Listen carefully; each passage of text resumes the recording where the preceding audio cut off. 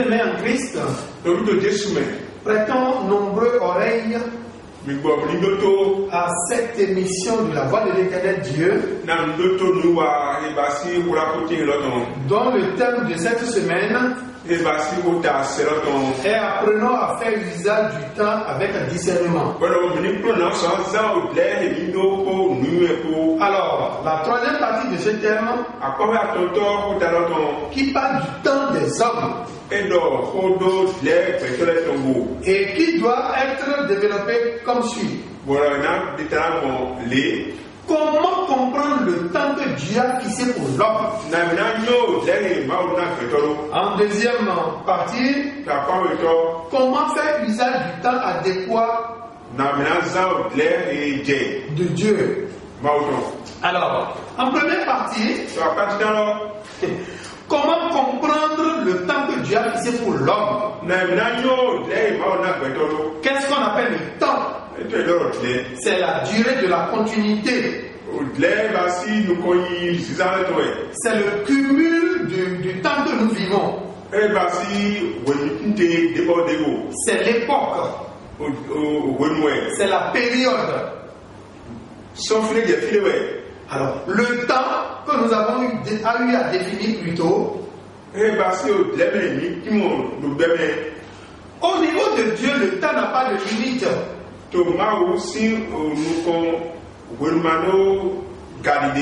C'est d'éternité en éternité. C'est pourquoi on parle d'éternel. Sans commencement, sans fin. Au départ, nous étions tous auprès de Dieu dans l'éternité. Parce que Dieu est esprit. Et tous les hommes sont esprits. L'homme est défini comme suit.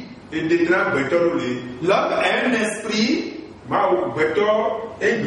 habitant dans un corps et possédant une âme. L'homme est un esprit. Et étant avec Dieu qui est esprit, alors au départ nous étions dans une éternité. Parce que l'esprit est dans l'éternité.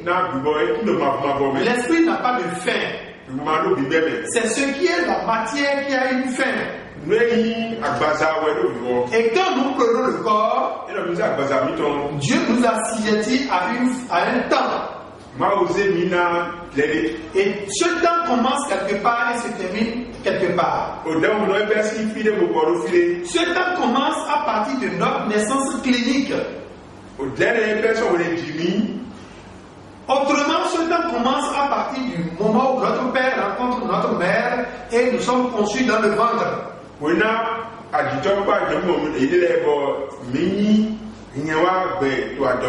Ce temps se concrétise à partir du moment où nous trouvons le jour.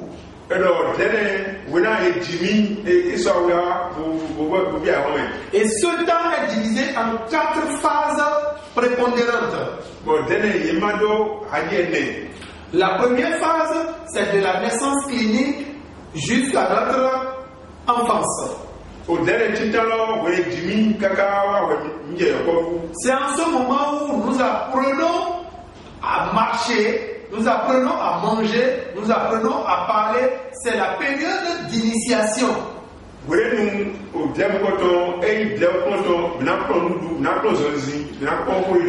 Le deuxième temps, c'est la jeunesse. C'est de 14 ans à 25 ans.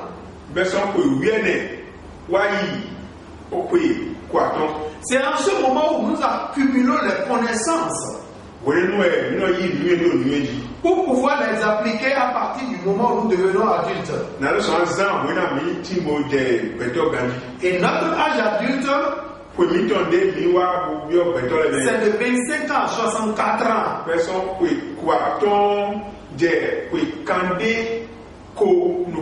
C'est la période où nous sommes allés, où nous avons en mission. C'est la période où nous écrivons l'histoire de l'humanité. C'est en ce moment où nous devenons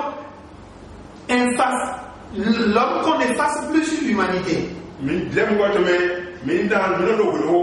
Parce que nos œuvres parlent de nous éternellement. C'est la période la plus importante dans notre vie. La quatrième période, c'est la période où nous devenons des aînés. À partir de 65 ans, où nous faisons nos bilans pour retourner à l'éternel. Alors, à assimiler à la vie chrétienne, notre premier âge, c'est le moment où nous ne connaissons pas Dieu. Cet âge dépend de Dieu. Parce que c'est Dieu même qui choisit le moment où nous devons le connaître. Acte 17 à partir du 24e verset.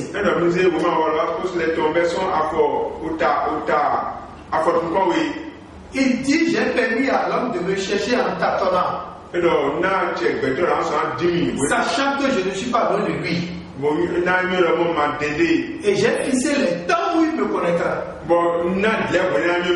En cette période, nous étions dans l'obscurité totale.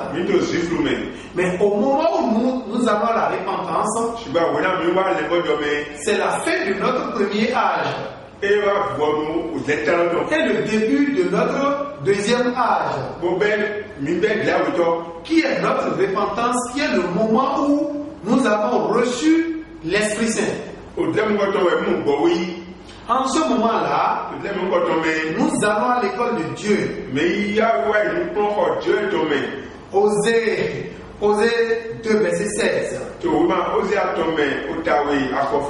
Il dit, quand je veux parler à mon élu, je l'amène au désert.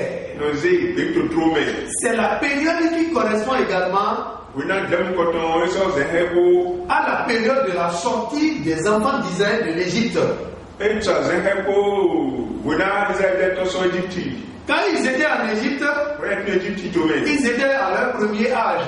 Et quand ils sont sortis de l'Égypte, traversant la mer Rouge, c'est la fin du moment où ils ne connaissaient pas Dieu. Et quand ils sont venus maintenant à Sinaï, c'est le moment de leur commencement de connaissance de Dieu. C'est leur deuxième âge, où Dieu les a mis pendant 40 ans à Sinaï pour leur enseigner, pour leur donner la connaissance.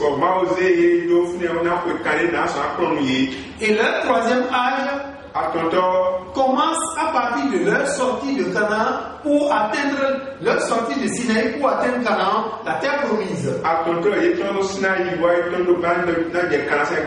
Et c'est à Canaan qu'ils mettront en expérience ce qu'ils ont appris, ce que Dieu leur a enseigné à Sinaï pendant 40 ans. Le troisième âge de l'homme,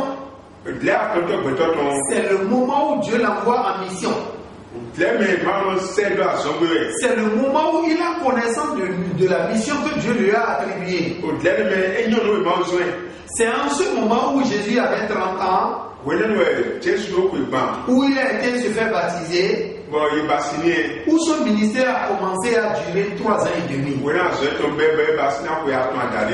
Chrétien, je te demande, reconnais-tu ton âge de mission? Reconnais-tu ta période de mission? Toi qui as connu Dieu, où tu as été à l'école de Dieu, où il t'a enseigné cette voie, que tu dois commencer à mettre en application maintenant, afin que tu puisses mener une vie de sainteté et que les autres puissent voir la vie de sainteté que tu mènes pour venir à Dieu. Où en es-tu, chrétien? À quelle époque es-tu de ta vie actuellement? Es-tu encore resté sans connaître Dieu? Ou es-tu à l'école de Dieu? Ou as-tu pris la connaissance nécessaire pour aller à l'application de la connaissance que tu as reçue? Qu'est-ce que la Bible nous a dit? Quand nous prenons Osée 6, verset 6, Michée 6, verset 6, ce que Dieu t'a demandé, quand nous prenons Deutéronome 10, verset 12, écoute l'Éternel et mets en application ce qu'il t'a dit. As-tu reconnu ta phase de mise en application de la mission que Dieu t'a confiée?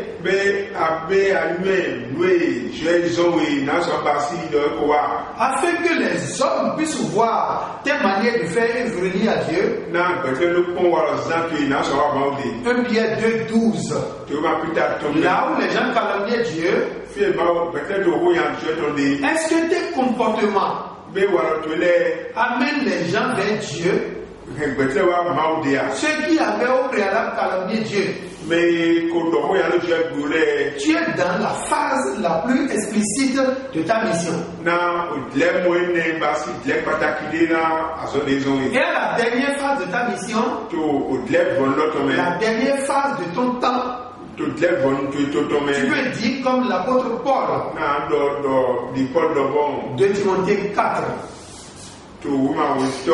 7e ou 8e verset.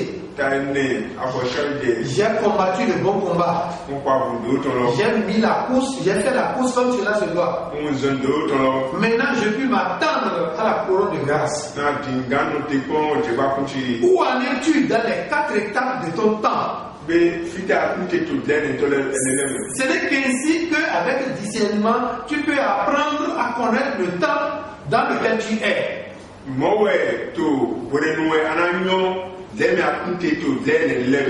Afin que Dieu puisse prendre gloire et que tu reçoives des bénédictions.